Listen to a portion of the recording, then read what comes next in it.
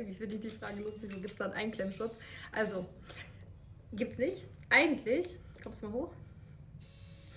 Oh, fast ins Knie gepiekst. In den Oberschenkel. Hallo! Also eigentlich, wenn man gegendrückt, wenn ich jetzt gegenhalte, bleibt der Finger oben. Das Ding ist aber, da habe ich jetzt schon feste gegen gedrückt, aber wenn man jetzt zum Beispiel einfach so ein Stück Fleisch dazwischen hat, so, das checkt er nicht, guck mal. Boah. Selbstexperiment extra für euch. Versteht die Prothese nicht. Also es ist jetzt nicht so wie bei so einer Kreissäge, dass die merkt, oh, da ist ein Stück Fleisch. Ne, guck mal. Die drückt schon...